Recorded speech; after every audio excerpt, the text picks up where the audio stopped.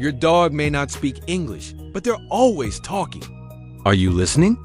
Why does your dog talk to you with their butt in the air? Well, dogs have their own language.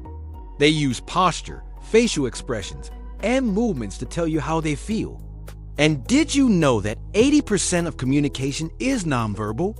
That means most of what dogs tell us isn't through barking, it's through body language. So if we don't understand their language, they're doing most of the talking, and we're just missing it. If you are listening, you'll learn a lot about your dog. You'll know when they need to go outside. You'll know when they're scared. You'll know when they're about to blow chunks. And most importantly, how to build a stronger bond with them.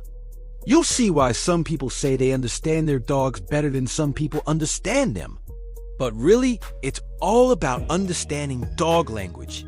It's like learning another language, but the good news is there's no schoolwork or homework required. So let's talk about a few key areas you can read to become a certified dog whisperer. First, let's start with the tail. Now, tails are tricky because every owner thinks, oh, happy tail equals happy dog. Well, not so fast. A loose wag from side to side means your dog is feeling friendly and confident. A high, stiff wag means they're alert or agitated. A low wag or a tail tucked between the legs means fear, submission, or discomfort. And by the way, dogs wag for a lot of reasons besides being happy. For example, a dog may wag its tail when it sees you because it knows you're going to take it for a walk. Excited? Yes, but not necessarily happy. Now let's look at ears. Ears forward and up? That's alert or curious. Ears push back and relax? That means they're feeling friendly or submissive. Ears pinned tightly back or low to the head. That suggests fear, anxiety, or aggression. Then we have eyes. Dogs' eyes are windows to their souls. Soft eyes and frequent blinking? That's calm and relaxed. A hard stare or intense eye contact? That's a challenge or a threat. And if you see whale eye, the whites showing around their eyes, that often means fear or discomfort. It's a sign they're on edge. Next up, mouth and facial expressions. A relaxed mouth that's open, especially with the tongue out, that's a happy dog. Licking their lips? That could be stress, not hunger. Same with yawning. Dogs often yawn when they're anxious, not just when they're tired. If a dog is baring its teeth or snarling, that's a warning. Take it seriously. And a closed mouth with a tense face? That shows they're alert or uneasy. And finally, overall posture.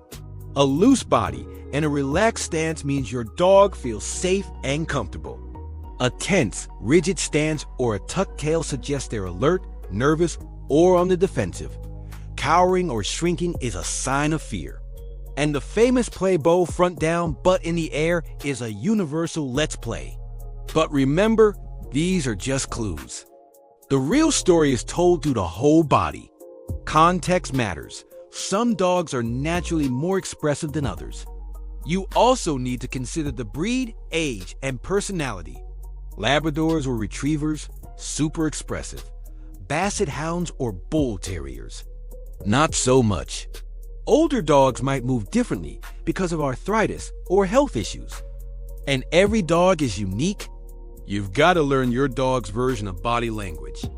Now, beyond body language, dogs also communicate through vocal cues. Let's break those down. Alarm barking? That's a loud, sudden bark. Something's up.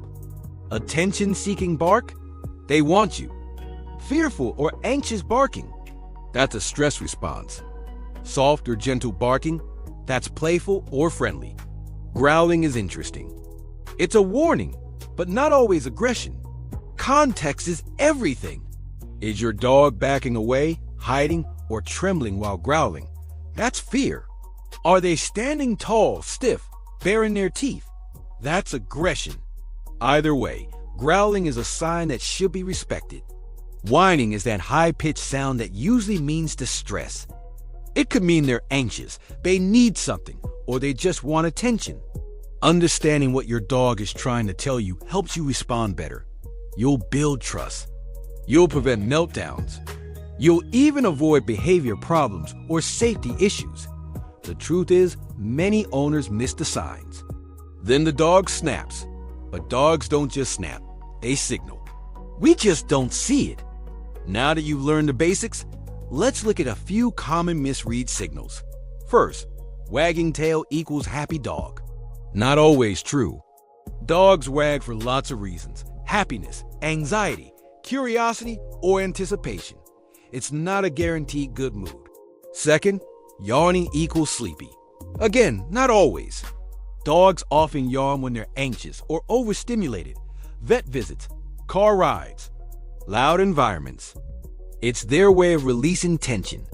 As we wrap up, just remember, every dog is different.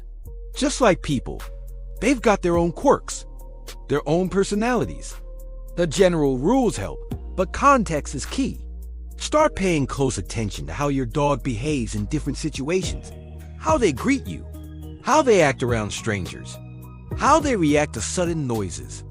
The more you observe, the better you'll understand.